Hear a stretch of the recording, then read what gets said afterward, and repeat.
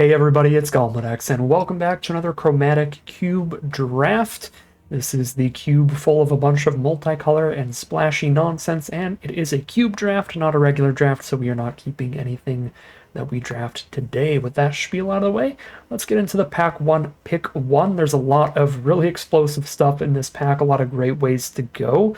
One of the safest options is just Fabled Passage for fixing in anything, because you're bound to get plenty of powerful spells no matter what direction you go. But there are some really powerful cards here that I think are worth the pack one, pick one. Sublime Epiphany, always absurd in cube. The higher the power level of the spells that you're countering and copying and stuff with this, the better this card gets. And obviously in cube, the power level is extremely high, so Sublime Epiphany is incredible. Hauntwood Shrieker also seems like just one of the best aggressive threats in this cube, period. And green is a color that has access to 1 mana ramp with Llanowar Elves, or you could play this on turn 2. So try to cheese people out with that. Could also try to cheese people out with Winota, spitting stuff out for free when you're attacking with non-humans. I'm actually going to go for the Hauntwood Shrieker there, see if we can play something pretty aggressive this time to focus on green here. Pick number 2, we've got Thraben Inspector, nice early game value play, 1 mana 1/2, so you're playing to the board, plus you're drawing a card off of that later. Jadar is also a good aggressive card, 2 mana for a 1/1 and a 2/2. The 2/2 sacks itself every turn, but then it just comes right back anyway. This is great with sacrifice cards as well. Alternatively, there's not a lot of good, cheap removal in this cube, as you can tell. They're putting cards like Make Your Move in here. So Pylon is another good option out of black for efficient interaction. And green, I don't think Loot is super good. Feels a little bit slow. Especially if we're trying to be aggressive. I think I'm going to go for the Pylon here, but I think Thraben Inspector is also reasonable, as is Jadar, just taking cheap aggressive threats here to go with the Shrieker, if we're going to try to build aggro this time. Plenty of other big top-end win conditions, but that's always going to be a thing in Chromatic Cube. There are infinite top-end win conditions. Llanowar Visionary, not the elf I was looking for. Really would like the 1 mana 1/1 that taps for green over this one. This one's better for ramp decks in the late game, or I guess mid-game, like 3 mana. But Llanowar Elves, that initial surge of ramp going from 1 mana turn 1 to 3 mana turn 2, it's a much bigger jump than the Llanowar Visionary ramp jump. We could take some cheap red cards here. There's Burst Lightning for cheap removal and Stadium Headliner for a cheap aggressive card that can double as removal too. Maybe some kind of Gruul aggro could be a thing. If we took the Thraben Inspector, Selvala would be pretty reasonable here. I like Burst Lightning. We'll just keep taking some cheap interaction here. Now we have 2 directions we could go. We could be like Gruul aggro, but we could also be red-black in a more controlling build, or even red-black aggro.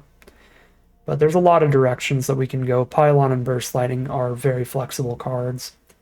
Pick 4, there's Kaya for a late-game win condition, or kind of a mid-game value play. Kaya's pretty dang good. Could be worth taking a 2-color spell here.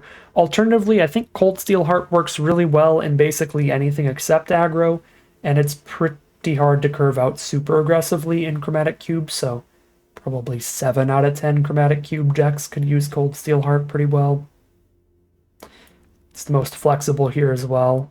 A colorless way to get whatever color we need when we play it. Pick 5. Yeah, we may be heading towards Grixis control-y stuff here over green aggro-y stuff. There's Bloom Tender. Can get you a lot of mana, but it's not really an aggressive card. We've got good controlling options here like Liliana, Thief of Sanity. Take the Liliana here. This is my home, and I don't appreciate it when people touch my Pick 6, there's Comeback Wrong for cheap removal, or Sorin for one of those Planeswalkers. It's a very good value play for throughout the course of a long game. Like cheap removal a lot. There's also a lot of enter effects for Comeback Wrong. Scoop that up here. More splashable as well if we're not super deep on the black, but it looks like we're super deep on the black because now there's an unstoppable slasher or a speed demon. These are both solid. I like the slasher a lot though in a format that doesn't have a lot of good ways to kill it. Pick number 8. I just gotta be mono black 2 times in a row. Black is just super open again.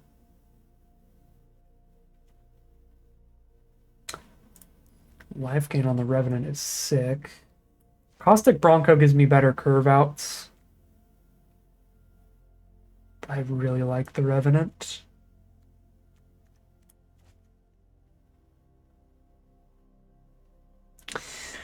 I feel like it's going to be a lot harder to find good 2-mana plays. I'm going to take the Bronco. There's Collective Brutality, Early Interaction, there's Omnixilis Wheeling, and Jadar to get more aggressive with this deck than we were last time. I should be mono black twice. This is wild. Yeah, I'll take Jadar and go for a more aggressive deck this time around. We got 2 good 2-drops now to get going. And red's pretty open. Alright, let's not do the same thing twice, shall we? If nothing else, at least for variety's sake, we can go Rakdos aggro here, and now we have a great aggressive 1-drop. So we're going to go like really fast with this deck. Yeah, it's wide open too. Get a Decadent Dragon here. Alright. Yeah, this looks real. Rakdos aggro on this one. Speculate on Rootbound Crag. Probably won't be a thing, but if we get a bunch of really good cheap green plays like Land Werewolves and stuff next pack, I could see some scenario where we end up in like Golgari, and we use the Rootbound Crag to splash in like Burst Lightning style spells for the late game. Unlikely, but it's possible.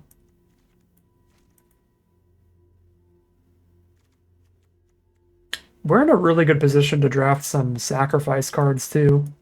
We get 1/1 tokens that sack themselves in the end step anyway. That's such a good pickup there.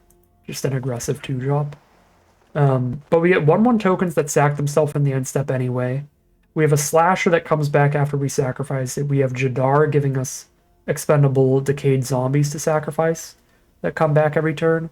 If we find anything that cares about sacrificing, it's going to be really strong. I think we just take Swarm Saboteur here. Cheap, aggressive option. Get more creatures early on the curve. I do like P and Kieran, but I think the way this draft bot has been going, this is likely to wheel. Plus, I think it's less important. It's somewhat expendable, replaceable at the higher mana values. There's plenty of good 4 and 5 mana spells in this cube that would be equally comparable, equally powerful. I want to make sure we really have an aggressive curve going for this deck.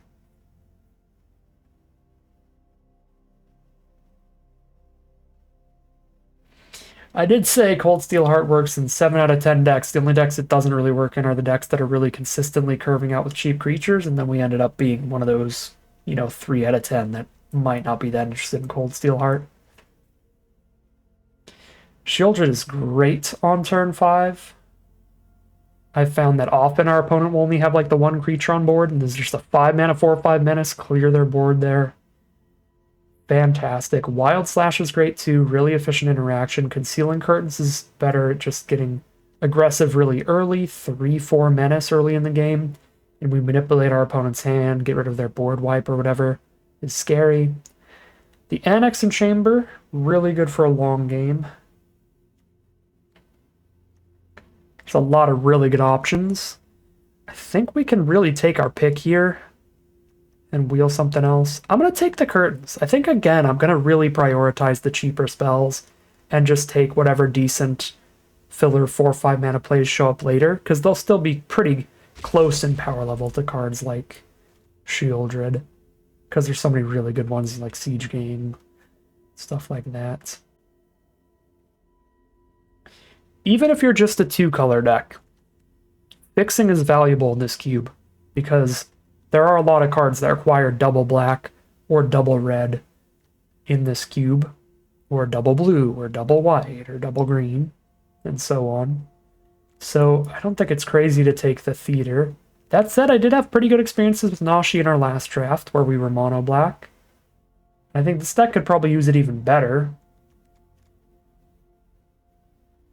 Way easier to actually like get the ninjutsu value. I'll take the Nashi here. Pick number 4, Cruel Claw's Heist, has been consistently great as well.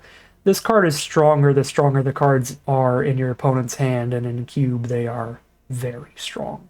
So you get rid of your opponent's best card, you let them draw a card, but then you draw their best card into your hand, cast it against them. It's pretty brutal. Pick 5. Black Market Connections costs a lot of life, but when we're aggressive, can put a ton of pressure on our opponent early. Enduring Courage is another good option. It's kind of slow as a 4-drop, but then everything we play for the rest of the game, +2/+0 haste, that's a ton of damage. I do like where it fits on our mana curve right now. These are both pretty good options here. I'm going to go for the Courage. We'll try that out. I think we'll find decks where Enduring Courage is good a lot less often.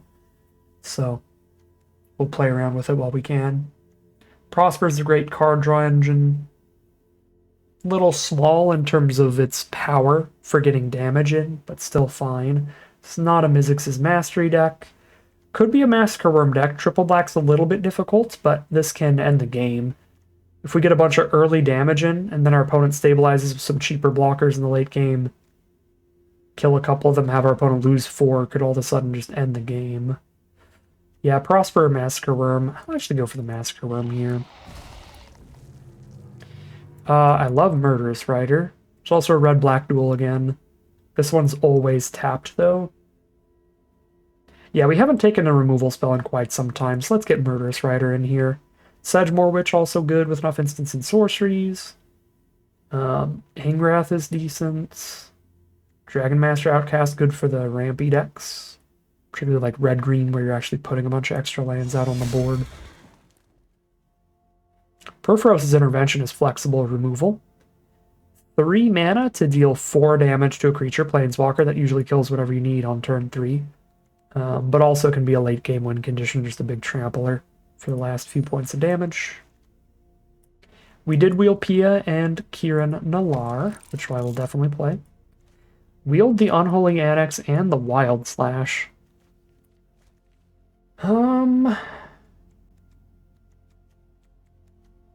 Both are really, really good. I don't really have a lot of card draw in here. I'm going to take the card draw engine. We'll take the Annex Chamber on this one. We wield the Raucous Theater. I'll take that over Siege Gang Commander. We're on some difficult mana costs now. Double black, double red, double red, double red, double black, triple black, double black, double black, double black. Yeah. I guess Ilharg here.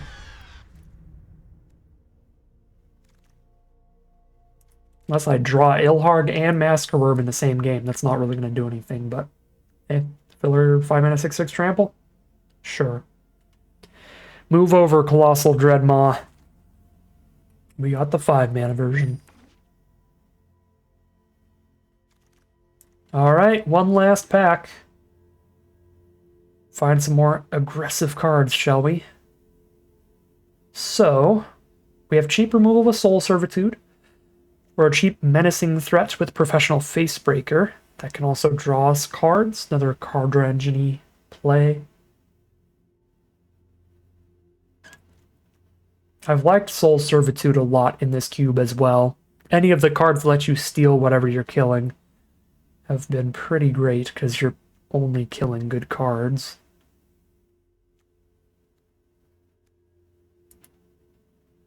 One, 2, 3, 4, 5, 6, 7, 8, 9, 10, 11, 12, 13, 14 creatures, though.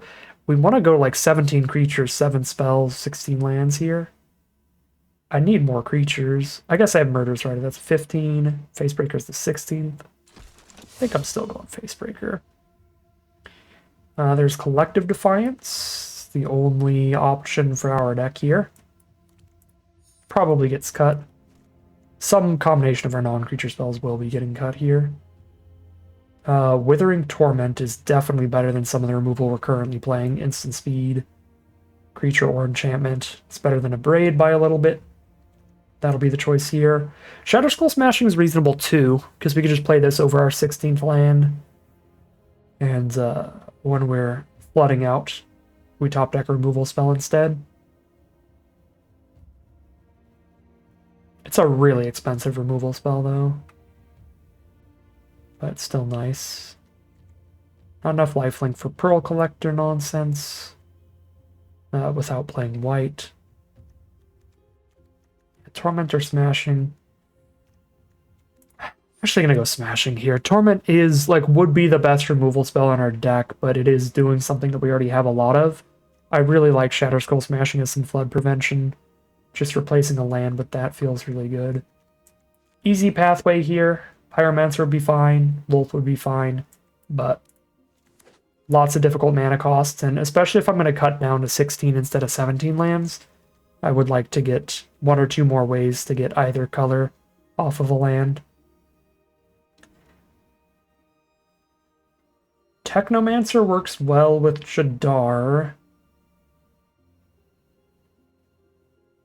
but it's kind of slow otherwise. 4 mana 2/4.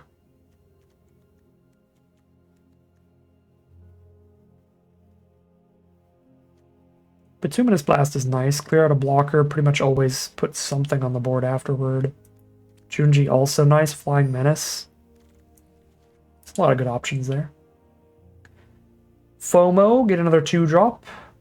Sure. Bloodsheep's Thirst as well for cheap interaction, but let's get a 2-drop aggressive threat here. Lower that curve even more. Another 2-drop aggressive threat. This one's really nasty if I remember right. Oh, yeah. 2 mana, 2/1 flying lifelink on curve is already going to be good for us. But then we might randomly top deck a free Sanguine Bond that draws us a card. We're not gaining life all that often, but that's fine, because the Sanguine Bond is 0 mana and immediately draws the next card anyway. So if we don't have any lifelink on our board by the time we draw the bond, it doesn't matter. We immediately cycle it into the next card. Thrillseeker's fantastic here. It's a card that's already good by itself, but with just a little bit of synergy, it becomes great. And we have Jadar, as well as Stadium Headliner, Unstoppable Slasher, some cool things to do with it. Pick 9, we are not going to play any of this. Took a 7 mana Chandra. Pick 10, not playing any of this. Braid could be another option for us here.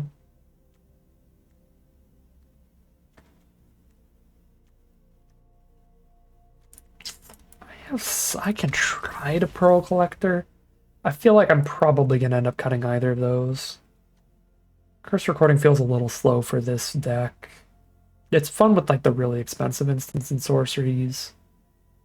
Doubling removal is okay, but at that point, since I spent 4 to play that in the first place, I could have just played 2 removal spells over the course of a couple turns for running enough. Okay. We actually have to edit this deck because we are playing 2 colors this time, so we have plenty of cards to cut here. 48 in the deck right now. So first off, let's see what happens when we go to 16 lands with one of them being Smashing.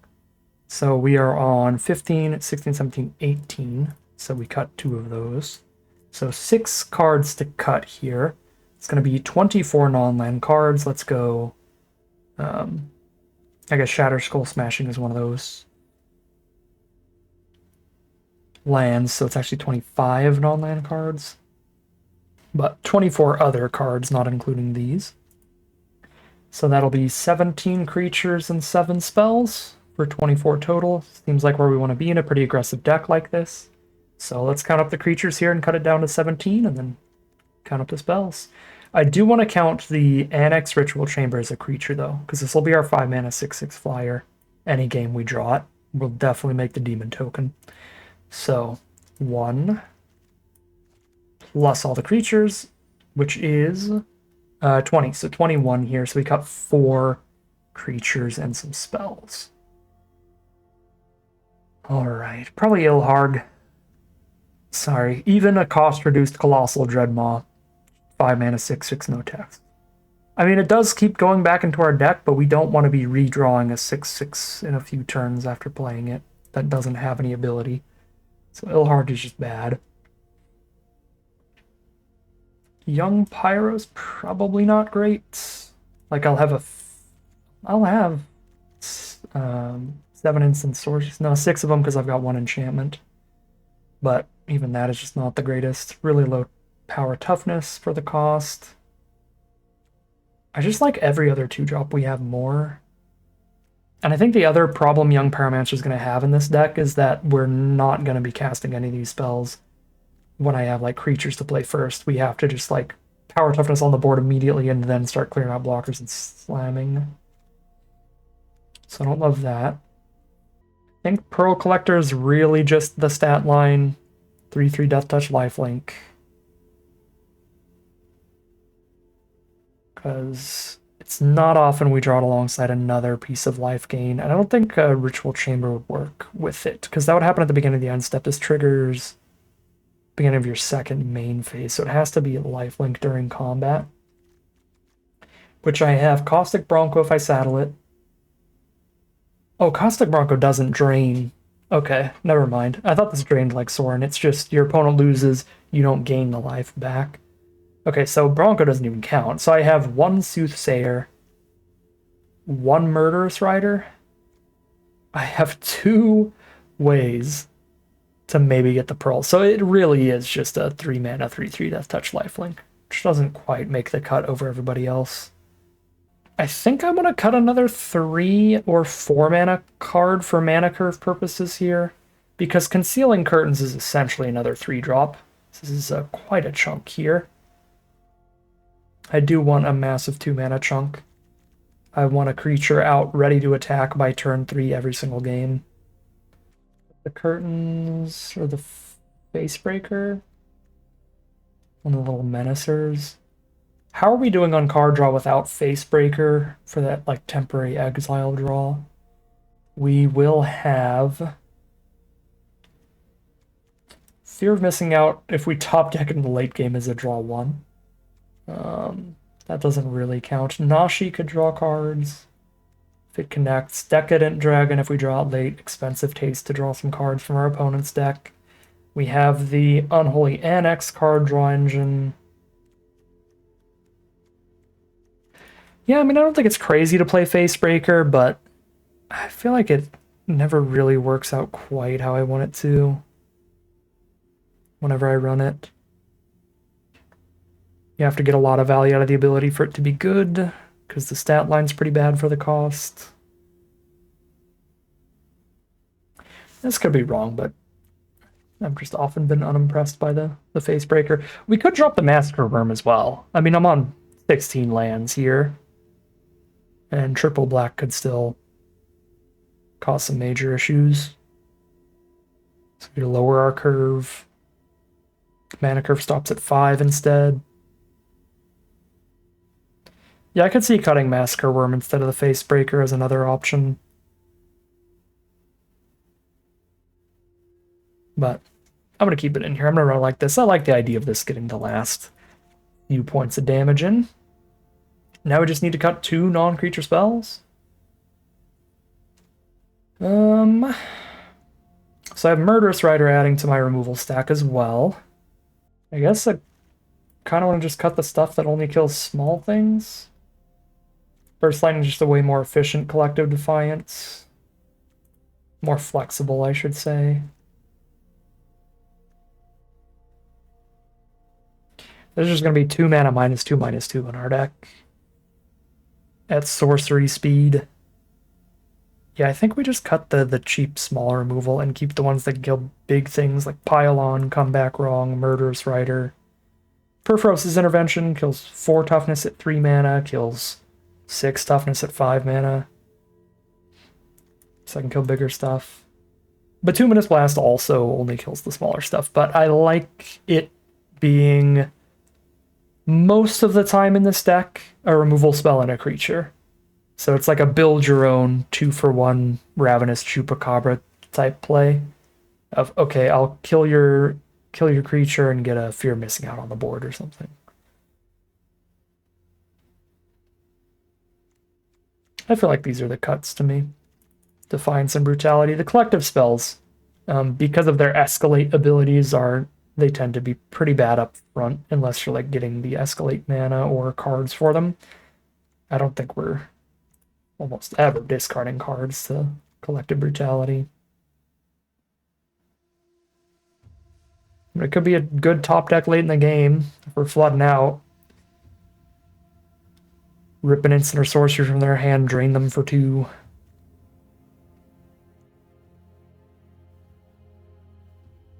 Yeah, I think these are reasonable cuts. Alright. Rakdos aggro it'll be this time around. See if we can outrace a lot of these slower, splashier decks, as we are prone to seeing within the Chromatic Cube. So let's just double check our mana base first. Almost didn't. I think we probably want more black sources than we have right now. We have 15 black cards, 11 red. I guess I'm on, yeah, I'm on a 50-50 split right now. When you look at how restrictive our mana costs are, I have 3, 4, 5 double blacks and a triple black. I only have 3 double reds. And I think I have more black spells than red spells as well. So I'm going to go 9-7 split on it. I guess this is a 10. This is a 10-8 split when we count the pathway. Yeah, I could go for a 10-8 split on this deck. We will swap over the mana base, call it a deck there, hop into the gameplay, and see how this does. Okay, one last adjustment to the deck. I'm looking back on it. I feel like we're aggressive enough. We're playing to the board so much, and we need to just clear blockers out of the way, that I might want to swap out Cruel Claw's Heist. This makes the mana base a little easier not having an early double black play. Plus, the thing we really have to consider here is that because of how aggressive we are and how cheap our curve is in general, I'm not going to cast this till pretty late, at which point they might not even have a card to choose with this, because that's going to be by the time we've already dumped our hand. They might have dumped their hand. I think I would rather just have a mediocre removal spell back in over Cruel Claw's Heist. So I'm going to cut the Heist and run Defiance again, I guess. And that is removing a double black card and putting a double red back in. And we'll just go back to a 50-50 at that point. 9-9 split. Yeah, a little more interaction here. Alright, now we'll call it a deck, hop into the gameplay. See how it does. Well, do not like our opening hand here. We're on the 50-50 split of our 2 colors, and unfortunately it is a mono red opener land-wise. There's also no early threats, despite our very low mana curve for this format. This is going to be a forced mulligan to start it off. I guess it's not forced if you want to try to play control with this deck. You can gamble on drawing a swamp, so we can go burst lightning into intervention into pylon. But that is a massive risk. I'm taking the mulligan here. Alright. Much better mana this time around in the annex to get us around the mulligan. The Bronco can also draw us a card every turn. Tempted to dump the burst lightning, but if they don't kill Bronco, I could also Bronco, get some triggers off that, trying to draw land 3, and land 3 gets annex, which draws even more cards. I'm going to get a little greedy with this. We are on the draw here, which makes me feel a little bit safer to ditch a land here. But like, we draw 1 land, and then I would have been really sad if I kept that swamp. And we did draw the 1 land. I should have played Mountain first so I could burst lightning. Whatever they play here, and then slam down Bronco.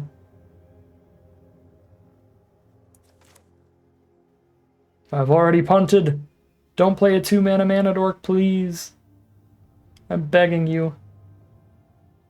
Just play the... Okay, good. It's a non-creature card. Not punished. Okay.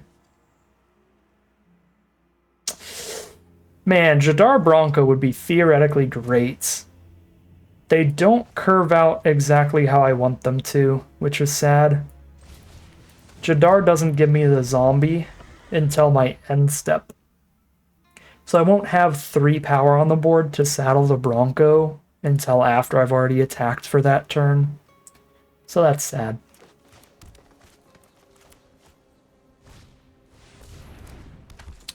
Surrock is an incredible magic card. Whenever I spend removal on it, they get to just straight up draw a card. I am surprised with the swing, but I'm happy with it. I'm going to take some damage here for sure with Bronco, but probably worth it. I guess I won't take damage. We drew a 3 power thing. I think it is worth saddling the Bronco. And then the Thrill Seeker is big enough to kill Surrock later, but that will draw them a card. Yeah, Surrock is so good. 4/3 tramples, like I just have to deal with it, and then when I do deal with it, they draw a card, so they're up a card.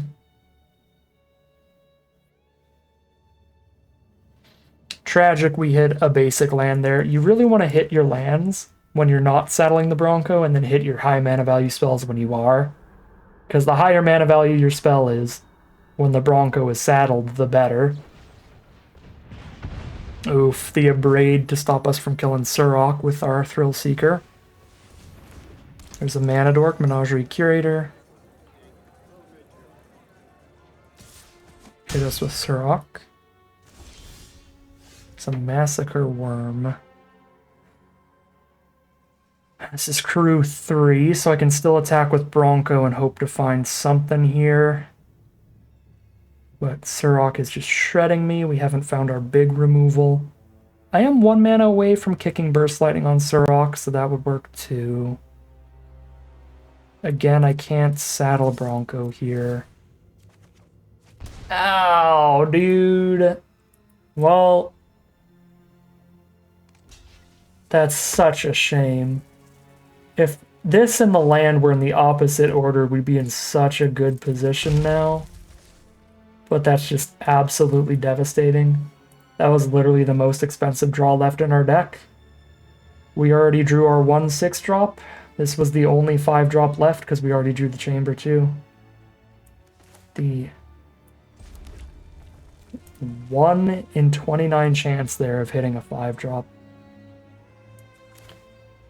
Actual worst luck we could add. That's disappointing.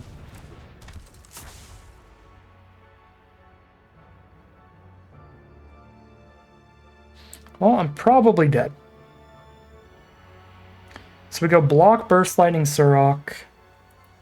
Then we go Bituminous Blast next turn.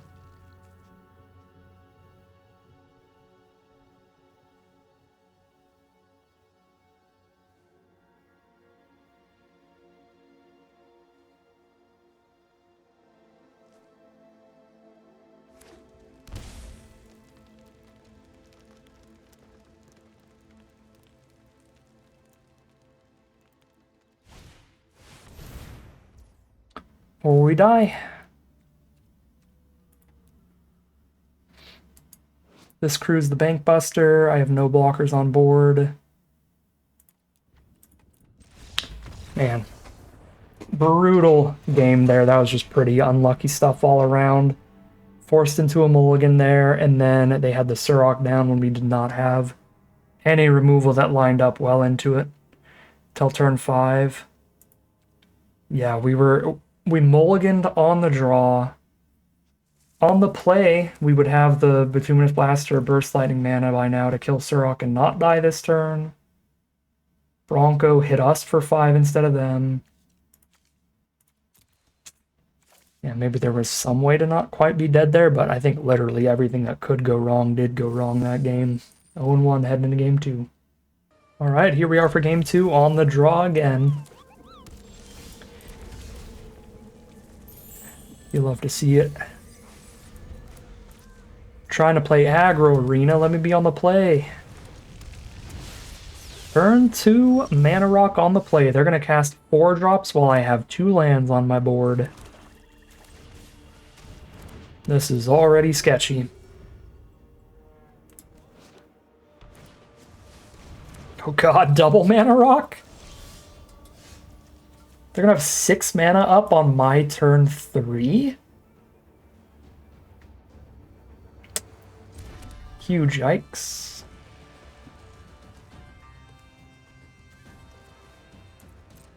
Huge yikes. Wish this were a demon, that would be awesome for Annex. Just need to slasher and try to kill them before they do something insane, but they're probably doing something insane next turn at 6 mana already. Oh my god, stop. What is your deck? Oh my god. I'm gonna get 9 dropped on turn 4. I live in such fear. At this rate, we might be having their life total, though. That is definitely something.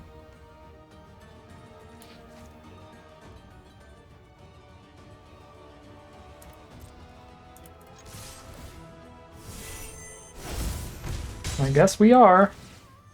They're at 7.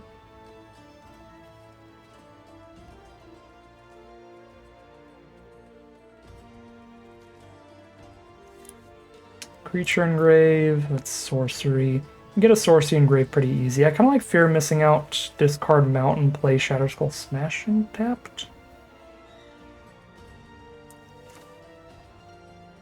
Unless I hit a 2-drop, then I play it untapped and play that as well.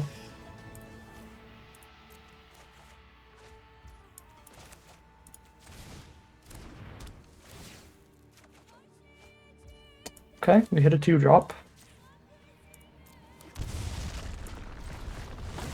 Well, they have infinite mana, and it's whatever color they need, so... If they have any board wipe in the whole cube, they can cast it here. Here's their 9 mana. Mizzix's Mastery, a single consider? That's gotta be disappointing for our opponent. Miller Rewind, draw a card. Play a Karn. That's pretty dead. Man, they just had to put the fear in me, but they are very dead. 2, gain 2, let's just attack all. And I guess I can play it safe, yeah. Against 1 mana here, I can just blow up that thing and attack all, just in case I'm really wrong on the math, but...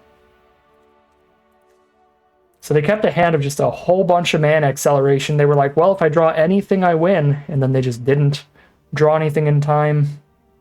We gave them like 4 turns to draw a spell, and that was not enough. Terrifying stuff from our opponent. Again, they could have cast like literally any spell in the whole cube, so there's a lot of things that could have absolutely annihilated us there, like Magma Opus and all that. But luckily they did not have them, and we're 1-1 heading into game 3. 2-lander on the play here. We have Jadar no matter what, and any land gets us to Unstoppable Slasher and Perforos' Intervention as well. Let's keep this and pray for a land off the top within the first couple draw steps.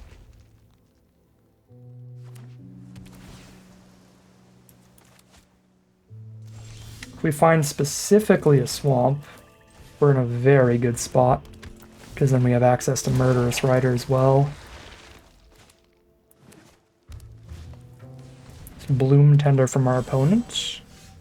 Alright, luckily the missed land drop here is not the end of the world at this point, because now we have something good to kill with the Bloom Tender. However, could ninjutsu a Saboteur down and draw a Virus Beetle? Bloom Tender is only 1 mana right now. If I ninjutsu Jadar away, I will not have a zombie token this next turn. This feels not quite worth it. Yeah, I mean, the Virus Beetles are only going to be really good for me if I have the mana to play them and actually, like, double spell, play a 2-drop and a Virus Beetle in the same turn. When I'm stuck on mana, not currently drawing lands, conjuring a bunch of Virus Beetles into my hand is not going to be that helpful.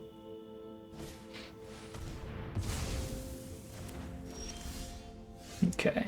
Find land 3, drop slash or pass. keep the decayed zombie for a sacrifice later.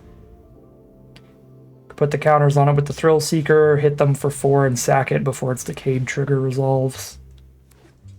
So hit for 4 and shoot something for 4 thanks to Thrill Seeker. Okay. Well, that is not going to be right now. I am not going to pick up my Slasher here. I'll just have their life total and drop Saboteur manually.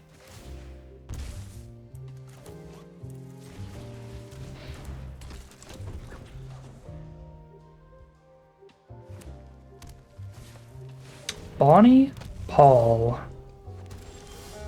Very big problem. Multiple blockers here. Our whole board has Death Touch, so there is that. Can Murderous Rider one of the two? She triggers on attacks, right? Yes. So don't have to Murderous Rider here. Either of these hitting my opponent is pretty good. I think all of the trades kind of required from our opponent. I think I just attack both and we just see. Maybe they let one of them in. If they don't, that's fine too. The Slasher will be stunned, ready to unlock at a later time.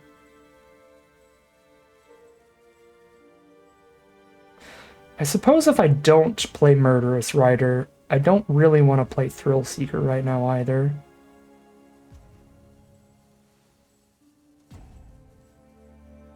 If I play Thrill Seeker, I have 4 damage I can shoot directly to their face.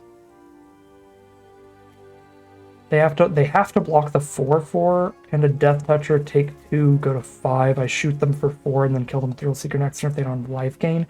That works pretty bad if they have life gain though. Yeah, I don't think I'm Thrill Seekering this turn. Let's kill Bonnie and have a Death Toucher kill Bo.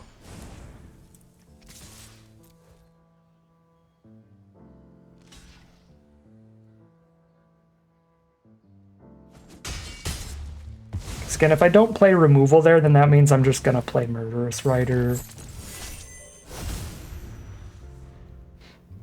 as a 2/3 lifelinker. It's probably better to just play it as a removal and keep Saboteur instead at that point. Or keep Slasher untapped at that point. Vorinclex. So they are very dead, I believe. I can't put counters on the board with Thrill Seeker because of Vorinclex. Half that many rounded down. Okay, they're just conceding. That's fair enough. I'm like, I know I can win here, but I need to make sure I know how Vorinclex works. If I attack both, they can trade there, take the 2, and then this is gone. They're at 3. I can Thrill Seeker onto the zombie. Then that has 3 power. So they block that, take 2, they're at 3 life. But the problem is when they block, I can respond by sacking it to deal 3 to them and they're dead. So yeah, I can still Thrill Seeker onto this because it does still get 1 counter. Vorinclex does let it still get 1 counter. So Thrill Seeker does still work and that'll be our lethal play. Alright, 2-1, heading into game 4. Alright, here we are on the play for game 4. Unfortunately, our 50-50 split mana base is being rude again. That is our second mulligan of the day. Rough stuff. We can keep this 6-card hand, and we've got a 1-2-3 curve with it. This is the easiest Ditch the Massacre Worm I've ever seen. We have a 1-2-3 drop curve if we keep all of those in our lands. And the Massacre Worm is a triple black spell. We have 1 swamp in this hand. I guess if I don't draw a swamp, we can't actually play Murderous Rider, so another option is to ditch a mountain here. Since the headliner into Bronco is the only guarantee, and the second mountain doesn't matter to any of the spells currently in the hand. I still think it's probably better to ditch Massacre Worm. It's just an actual lifetime from now.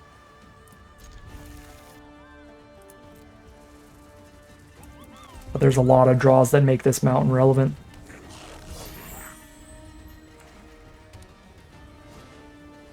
the Raven Inspector. It's annoying for our headliner. Not bad for the Bronco, though. Come back wrong works really well against it, too.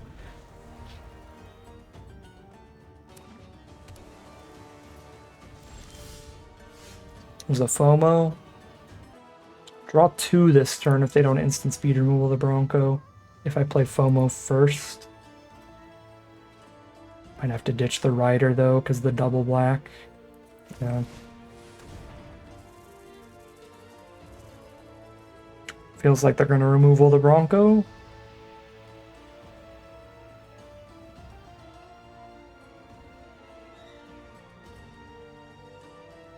I don't think it's like crazy also to try to just come back wrong the Inspector there just to have a clue. Make up for the mulligan a little.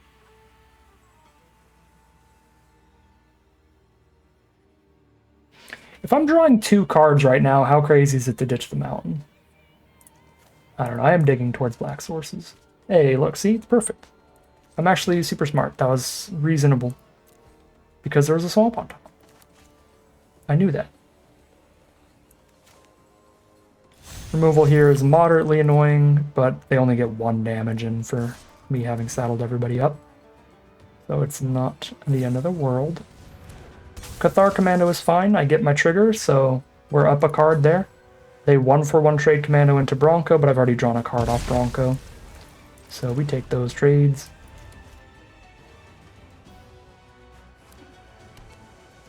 Got a land and a creature engrave. I can get a sorcery in there easily. 3 out of 4 for Delirium.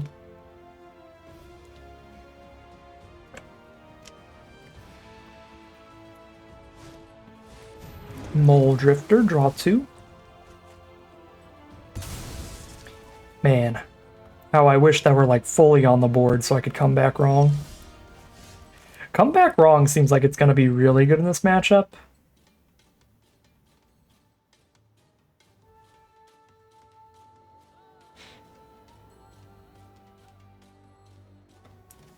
I would really like to hold on to that for something with a better ability than just 1 clue token.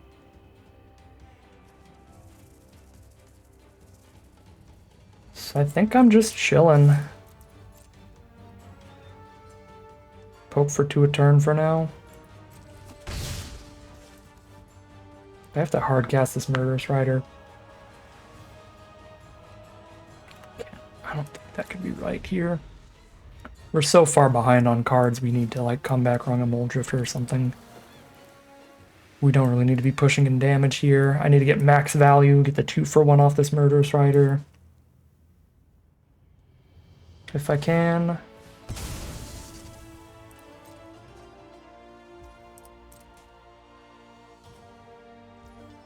World's Saddest 2-for-1.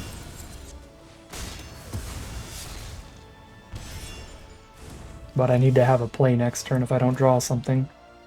I drew my Annex Chamber. That makes that play look pretty bad. Because now it's obviously just make a demon. Is it? My biggest problem right now is I'm low on cards. So I could play the card draw half first over the demon half. It's so much more mana efficient to demon half though.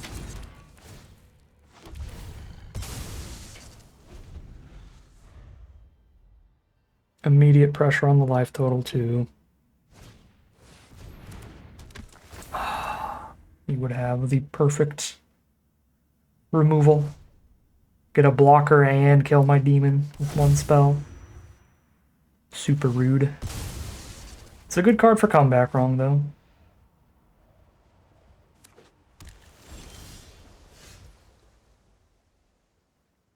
It's only a 2-1. I don't have to come back wrong it. Just trade it into headliner.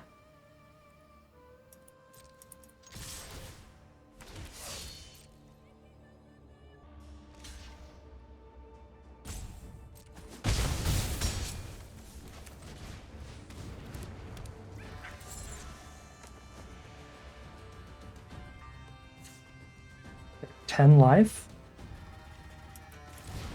I'm never gonna draw a card this game. I'm gonna keep playing threat.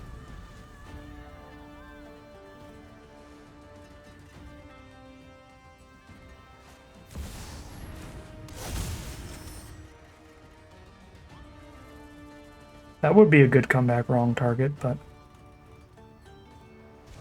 they don't have any other permanents out at this point. Still have to do it.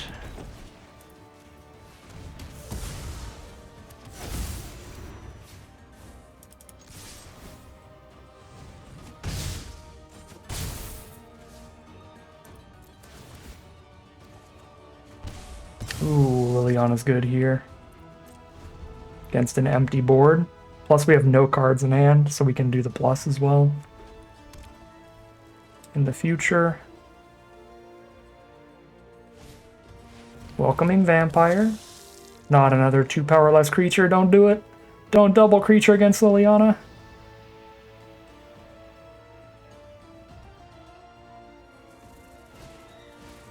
Okay, they didn't double creature.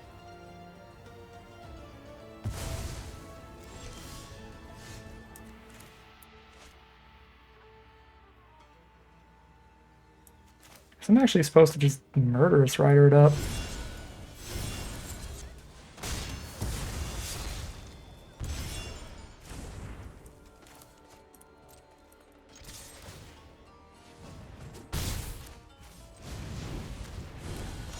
I actually get to put more power and toughness on this board.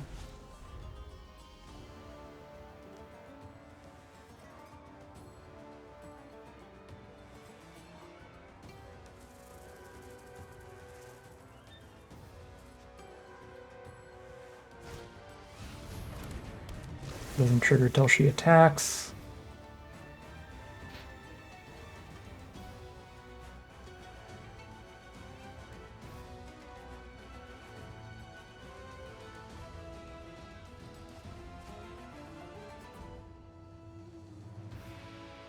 No second creature, no second creature, no second creature.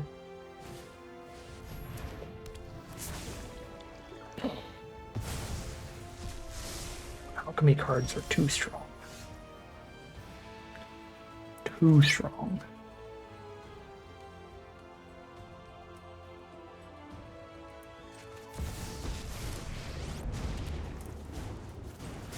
This fight finished before brunch. Sacrifices must be made.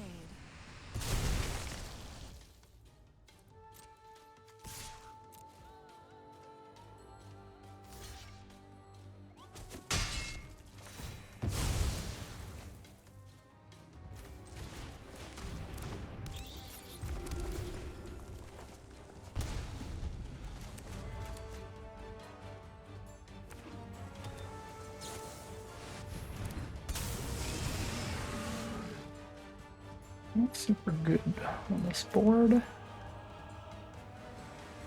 But it could kill me next turn.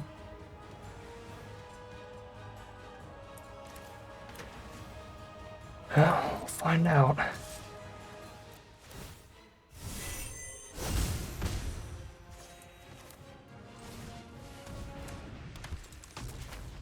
No, I'm at 12 here. Yeah, it shouldn't kill me here. You won't be outsmarting me.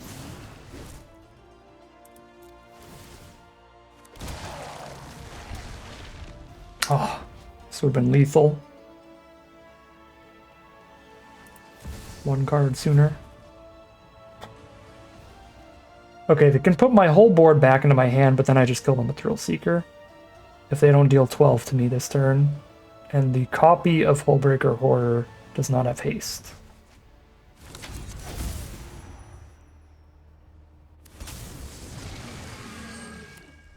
Okay, they don't have double spell anyway.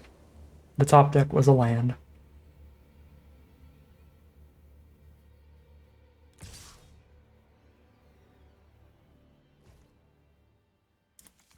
Which means I chump, make them sack.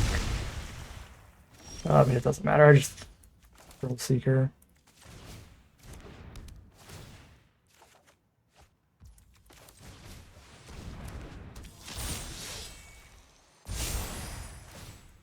Boom.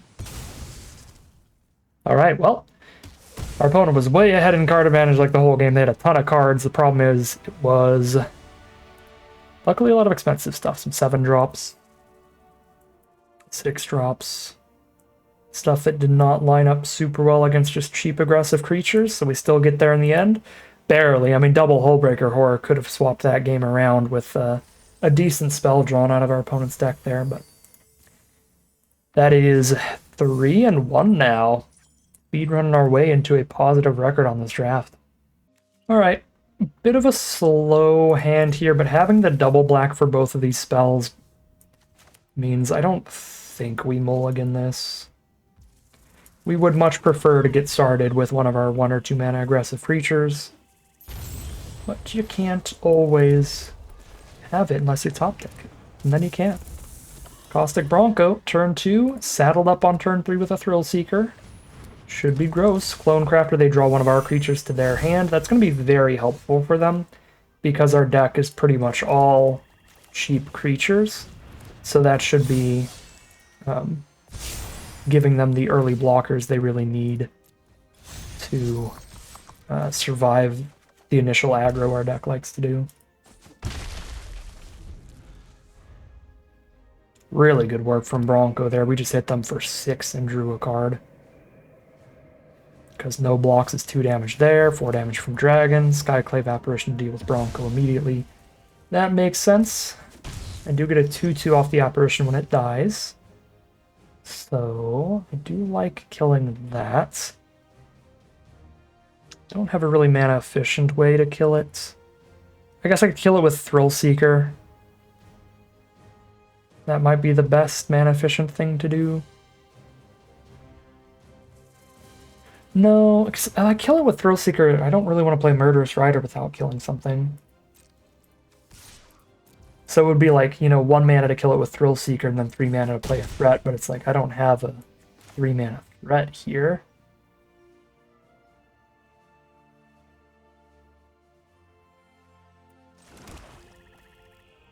Yeah, I mean, it is just a 2/2 on the board, so I could just play Collector here.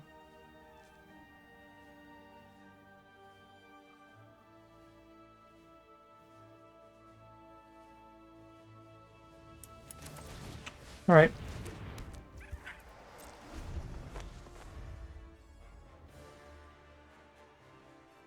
Yeah, Apparition isn't a good blocker, so it doesn't need to die. We just do get something back when it does. Land 4. If they don't play our card against us by next turn, I'm going to have to start getting nervous that they hit our 1-of Massacre Worm, or 1/6 drop. Yeah, that's scary that they still have not played our thing.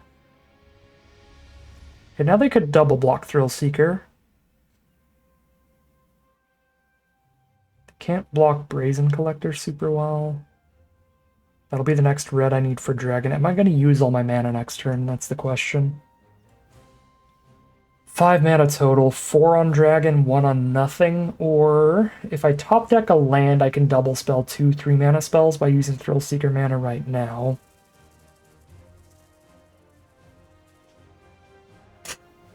Let's use the Thrill Seeker mana now. So if I top deck a land, I go double 3-drop. Didn't top deck a land, but now I can Bituminous Blast with Brazen Collector.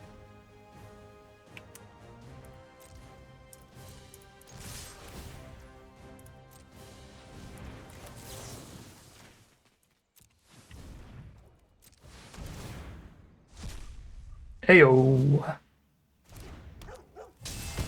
Yeah, I like Bituminous Blast in this deck. In a 17 creature deck like this, just a 5 mana Enduring Courage with a removal spell attached. That was a pretty good cascade.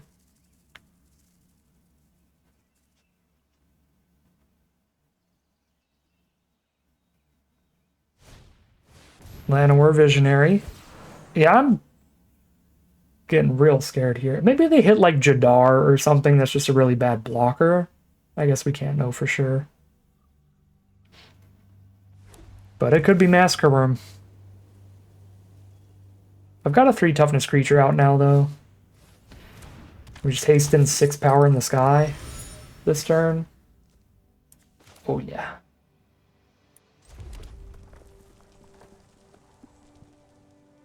Could I kill them here, maybe? 4 to one of their creatures, 3 to their face. They're at 7 life with 1 blocker. Block that, take 4. They're at 3 life. I can't, like, kill them here. I think it's probably best to just Decadent Dragon. Oh, wait, no, I can. I can. Because the treasure from Decadent Dragon gets me there. I forgot this thing makes treasures. I figured if I played Decadent Dragon, I wouldn't have the mana to Collective Defiance post-combat, but I do, because of the treasure token as well as the collector mana. Sick.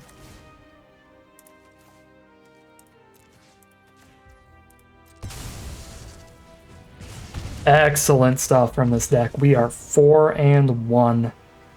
Guaranteed a positive record now as we head into game number 6. Alright, here we are on the play for game 6. I do need to draw land 3 pretty badly, but whichever color it is, I'll be happy. Fear missing out helps a lot. Goodbye, Bituminous Blast. I am in need of mana. Mountain it is.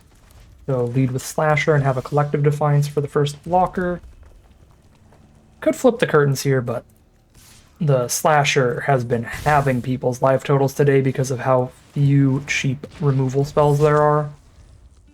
There have been a lot of games we resolve and they just don't have removal in hand, and this looks to be one of those games. Playing a 2 toughness card as well, so I can Burst Lightning here. If I hit land 4, I'm so happy. Jadar's also a very solid draw. Gives me something to do alongside the Burst Lightning. And they're over it. Their life total is getting halved, and they are done with this game of Magic. That is 5-1. Very, very positive record now. This would be the break-even point. This would be in the money in a Premier Draft. I think it's break-even. Yeah. Break-even in Arena Cube. It's 4,000 gold to play. Now we're getting 4,000 gold and a couple rares. So I guess it is in the money. Just a tiny bit in the money here. But maybe we can even work to get some huge profit here. Get a couple thousand gold extra. See how it plays out. We're heading into game number 7. Alright, here we are on the draw for game 7. We've kept a lot of 2-landers on the play. I'm even happier to do so on the draw, because we're more likely to hit the land. We've got 3 draw steps to do so before we need it. Glory Heath Lynx is very good on 2. Our first 2 draws have been bad, a 6-drop and a 4-drop. But yeah, our opponent is guaranteed to draw all the lands they need. Just play any 2-mana creature and saddle that up. The lifelink is also really hard to race. Ooh, it's Welcoming Vampire 2. Our opponent's hand here is just full of card advantage. They draw an extra planes every turn. They draw another card off the vampire every turn. We're massive world of hurt if we don't hit our land, and luckily we did. Ooh, it's going to be hard to beat that lifelink, but I think I have to kill Welcoming Vampire first as the full-on card drawer. So Perforos's intervention of that, which sets up for a potential pile-on and play a creature in the same turn. If I hit a land, because we get to convoke the pile-on. So if I have 3 creatures on board, I only need 1 mana untapped. So if I hit a land, I can cast Slasher and pile-on in the same turn.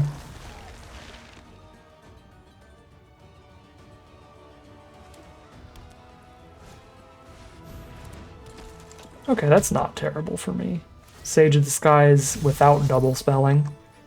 It's another lifelinker, so this game's going to go way longer than our deck wants it to. But we did hit that pile-on mana, so that's beautiful. So we get to play Slasher and pile-on here. I'm going to wait. I don't think there's a lot of like protection-style spells in this cube, but if there is, we'll get blown out. But I'm going to wait so I can see if we get them to saddle, and then just kill the Lynx after they've saddled anyway.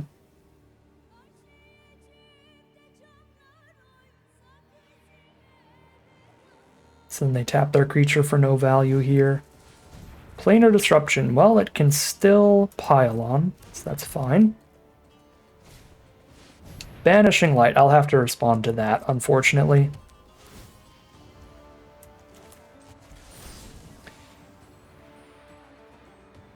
I guess it doesn't really matter which I kill. I kill one and then I Murder Strider the other to get them out of creatures here. Saddle is sorcery speed, so if I kill the Sage, then they can't saddle in response or anything. So yeah, it doesn't matter. I'll kill this one and then I'll Murder Strider the other one. Nashi has the draw.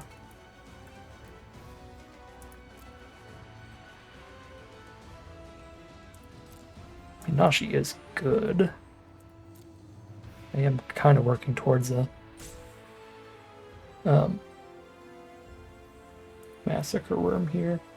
I guess I keep the Nashi and the land.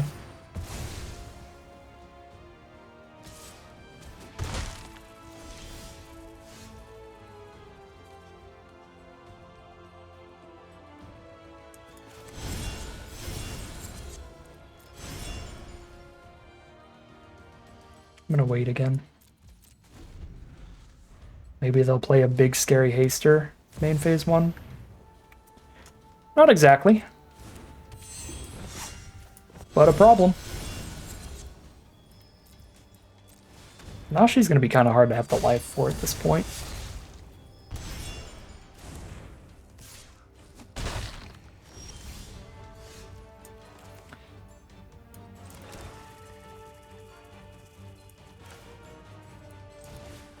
Enduring Courage for a 4-power lifelink swing with Murderous Rider next turn. Also can haste the Nashi out. It's a 3/3, so they can't get through unless they kill the Enduring Courage. Jesus Christ. Alright. Zealous Conscripts, and we're dead. Wow.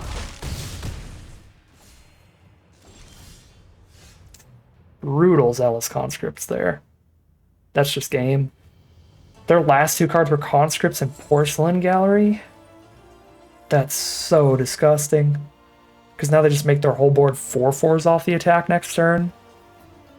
There is literally no play I can survive with at this point. Unless I hit the land here, then I could play like Nashi, attack, force the chump, and then play Murderous Rider and have 2 blocks up against the 3 attackers. One of them has lifelink, that puts me to 4 and I take 3. I could have barely survived if I top decked a land there. Yeah, but because now I don't have a lifelink on blocks.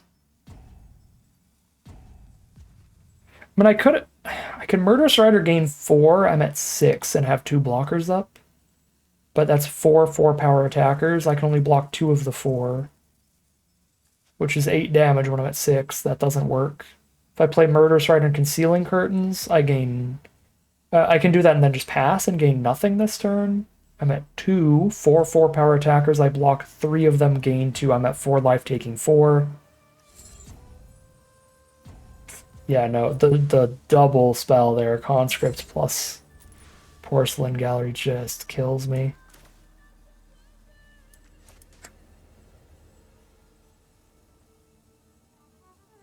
Yep, I'm just dead. Actually, even if Nashi hits them, I don't even have the life to cast something off it anyway.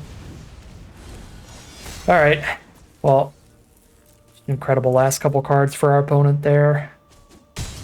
We were so close to getting the stable endgame, but crushed.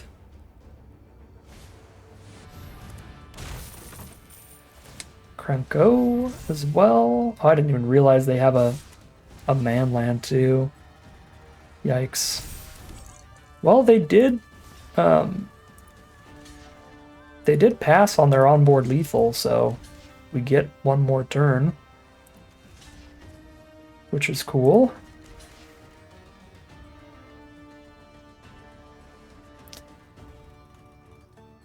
By top decking a Massacre Worm mana, do I have a chance here? Kind of. Yeah, they gave me a tiny chance here. That's something.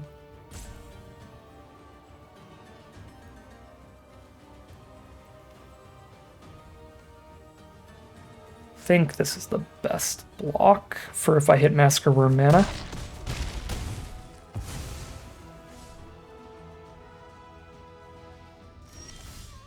Oh my god.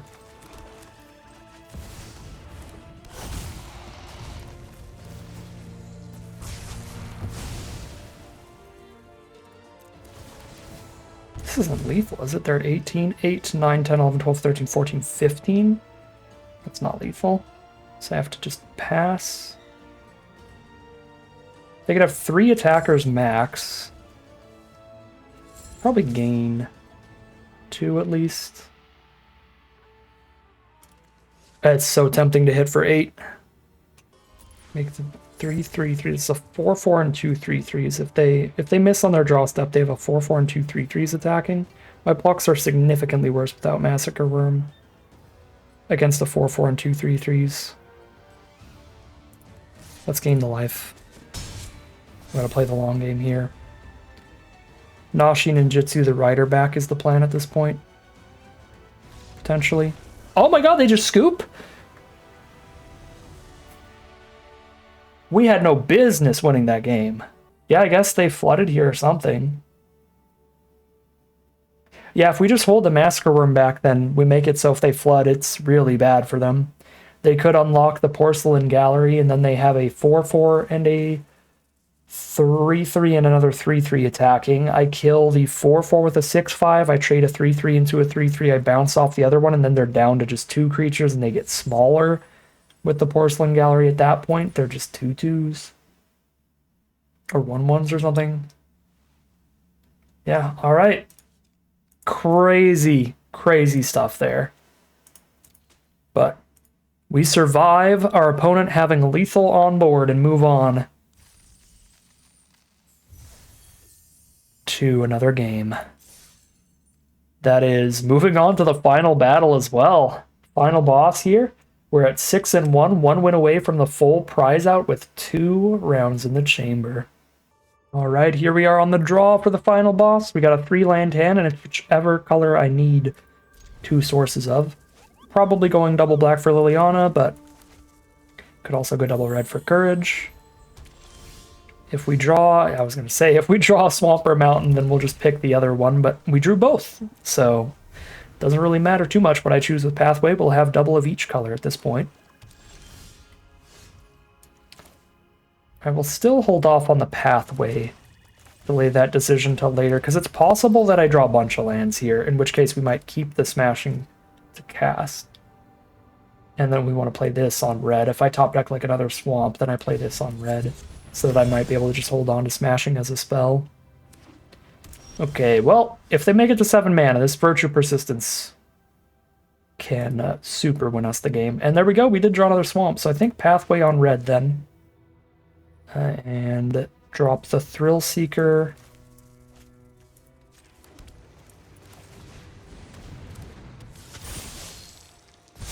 Working our way towards maybe hard casting the Shatter Skull Smashing if we flood out from here. There is still a chance we play Shatter Skull Smashing as a land, because we have a Massacre Worm in our hand, so if we ever stop drawing lands, we will want to play this out, but there we go, that's lands again. No way to exile Unstoppable Slasher. All I can do is slow it down here, but I do want to slow it down. So let's Liliana that, I think.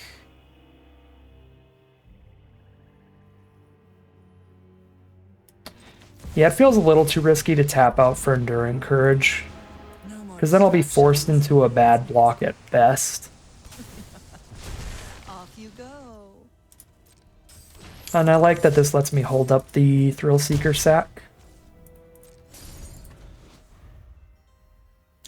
I mean, I could Thrill Seeker the Slasher and then it's just dead because it has counters on it. I don't think I want to do that though. Unholy Annex. Lose some life every turn if they don't have the demon out. Play a Swarm Saboteur. Okay, how does Smashing work? X damage divided as you choose among 2 target creatures and or planeswalkers. If it's 6 or more, it does twice. So for double red and 3, I could only kill Slasher Forever or Saboteur right now.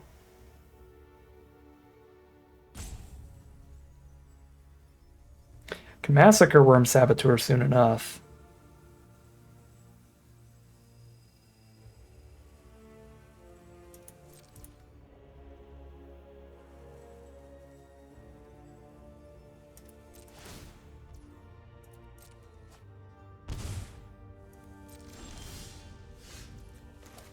Okay.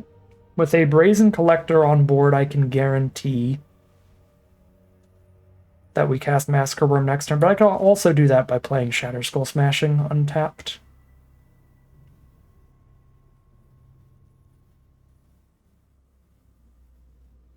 I don't think that each player discards is very good for me right now when they have an Unholy Annex out.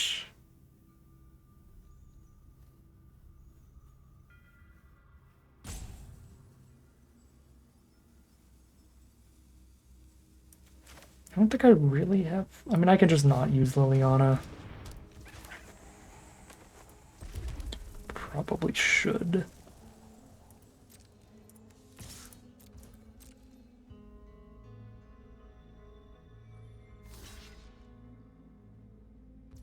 Take the trade.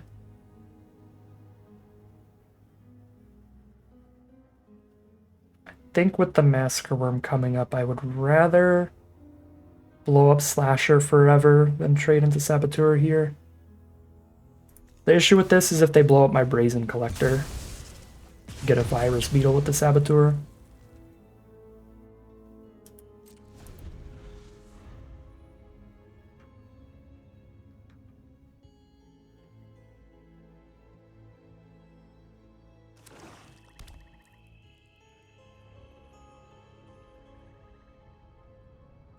One land away from Virtue Persistence, starting to reanimate stuff. They make the Demon. Demon is a big problem.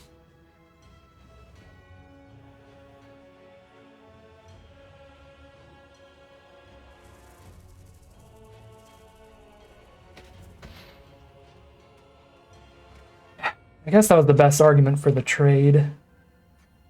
Actually, no, that still wouldn't have worked. I was gonna say if I traded and then also plus Liliana, then I could have the sack to kill the demon, but no, then the Slasher's still on their board. So they would just sack the Slasher to the sack here. Yeah, I just don't have a way to kill the demon, period. Could double red and 4 if they block Brazen Collector with the demon here.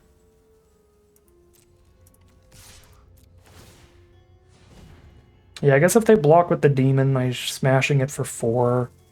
If they don't block with the demon, I Massacre Worm. And pray.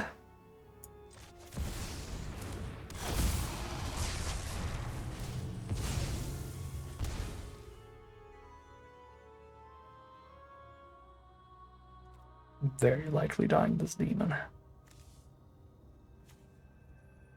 Red, red, 1, 2, 3, 4. It's like 2 more mana to do enough damage with smashing. It's definitely an argument for just playing it out here, because if I play it out, it's easier to dump my whole hand and start plussing Liliana. But they'll probably just kill Liliana here.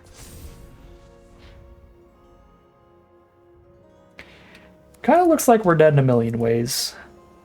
Our cards did not line up well for this matchup.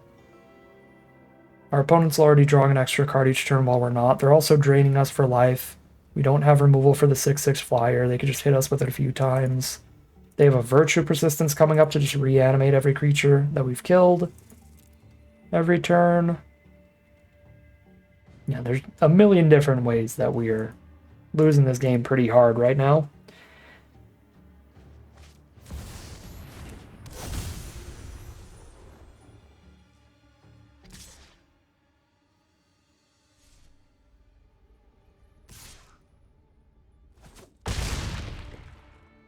Archangel's pretty growths with the Annex life gain every turn.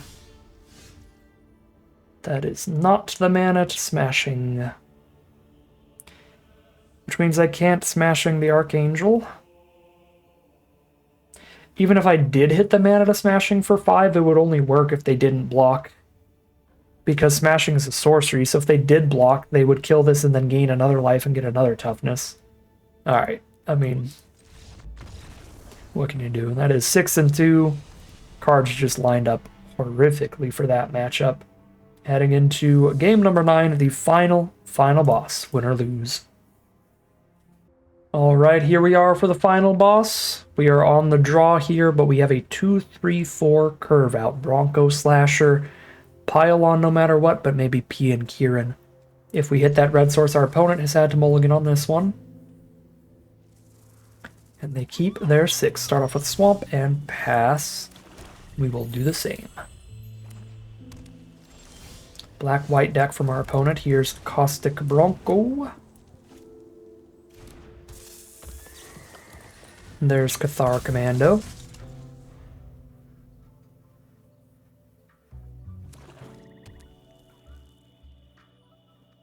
If they play anything with more than 2 toughness this turn... Okay, never mind. I was going to say, if they play anything with more than 2 toughness this turn, it would have been better to trade into Commando than hold off.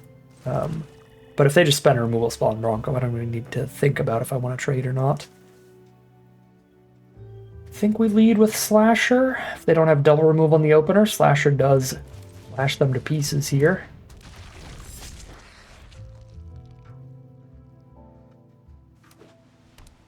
If they don't have specifically an exile removal spell, it'll still play pretty well. Okay. Yeah, we still get the unstun later, which is great.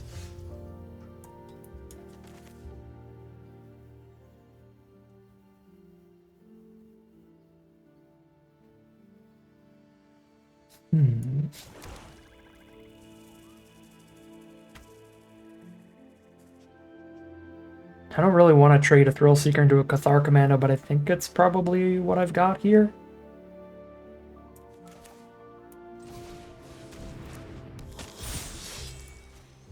I get to keep those counters for later, since I only need 1 power. Gix? Alright, well now I do want to trade Thrill Seeker into Commando.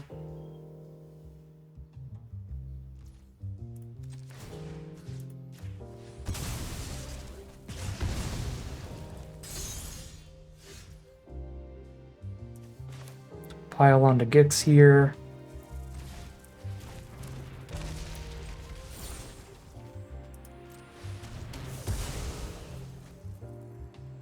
It's that second red source that's really important, and then Collective Defiance will be good, because we'll have the double red. This looks like a really good position right now thanks to Unstoppable Slasher. All it takes is 1 real good draw, and it's no longer as good of a spot though.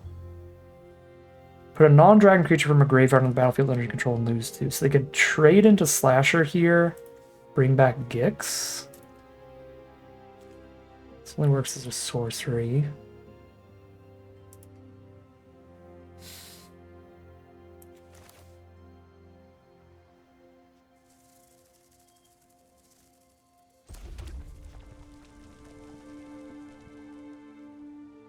It's probably going to be a trade, bring back Gix, but then I just play more blockers.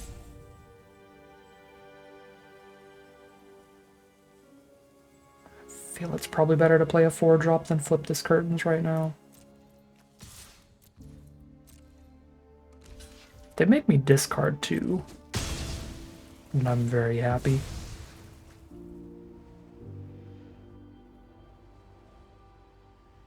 Oh, it's from any graveyard. Oh, I can get my Slasher? They're gonna have me discard 2. Alright.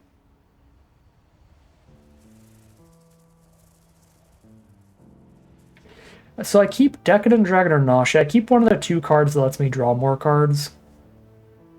I think I keep Nashi because it draws me more cards and I get to play something to the board at the same time.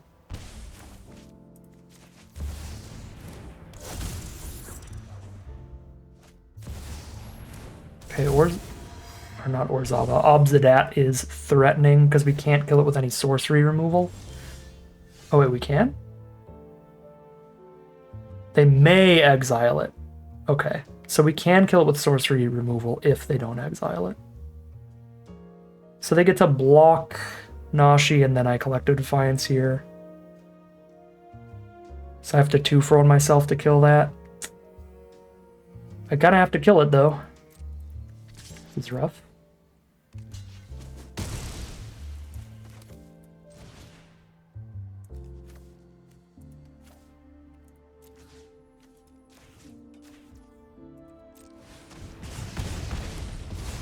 Could make them discard their 1 card to draw 1 card. But I don't know I'm going to do that when I don't know what it is. Alright, top deck war. We start with a Surveil land. Find Jadar. I don't think that's good enough this late. They find lands. We find Liliana against one card in their hand. It's pretty dang good. Nobody knows Dominaria's shadows. Get rid of a Touch the Spirit Realm, so get rid of one of their removal spells. And they have to play their card every turn. And we get to have a really high loyalty Liliana without discarding any cards for her. I'm tired of your secrets. Liliana was a wonderful draw here. Yeah, now I can just -2 and kill that. Liliana's insane in a top deck war. This is evil.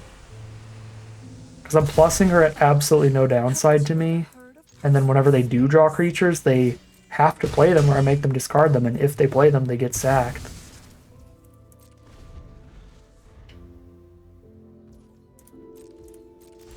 That is so gross. Don't overthink things.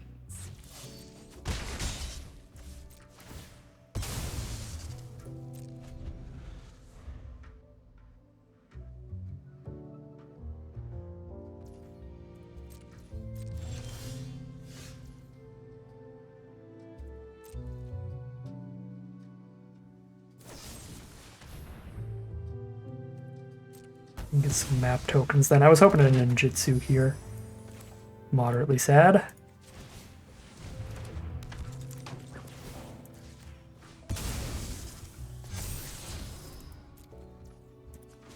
Keep a FOMO.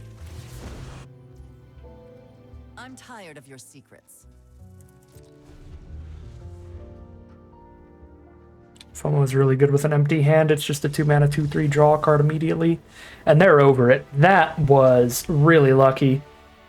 Like I said it right when it started, we got into a top deck war there. And then Liliana, as one of the first draws in the top deck war, that's the first time I think I've really, at least in recent memory, drawn Liliana in like a top deck war situation like that. And that seems absolutely devastating when each player has like no cards in hand and now we're both playing off the top. It's like, all right, I just get to keep ticking up Liliana. So whenever you do draw a creature, I kill it.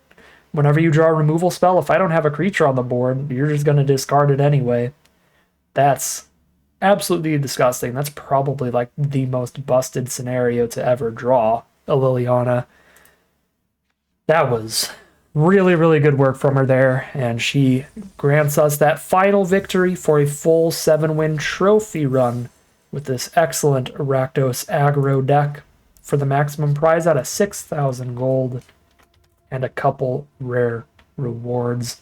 6 stuff from the deck. Again, if you're playing aggro, the really important part is to have a really low curve and take that cheap removal really highly. I think the biggest thing about drafting this cube that I recommend for the way that I draft it is to just take the really efficient removal highly. Whether you are going to end up playing aggro or control or one of the big splashy decks, one of the things that is the least replaceable, and there's not a whole ton of in the cube, is that cheap removal. That's the stuff that you really, really can't pass up on. When it comes to good big finishers, there are plenty of replaceable ones you can take later on. You just need to have the good cheap interaction for any deck you end up playing. And as always, it was very important in this deck, especially as aggressive as we were. So that's my biggest thing that I like to do in Chromatic Cube drafts. My biggest tip is just take the cheap removal really highly.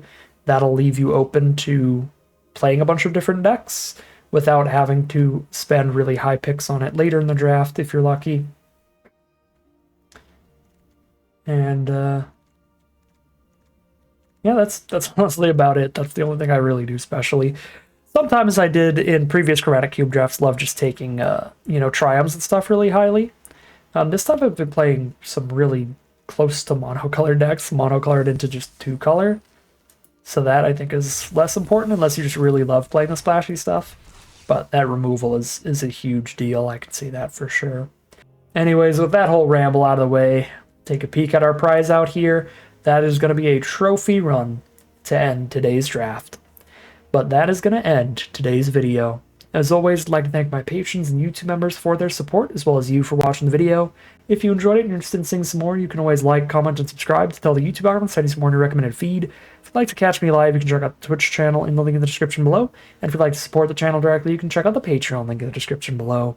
And other than that, as always, thank you very much for watching, and I'll see you again soon for some more Magic Arena.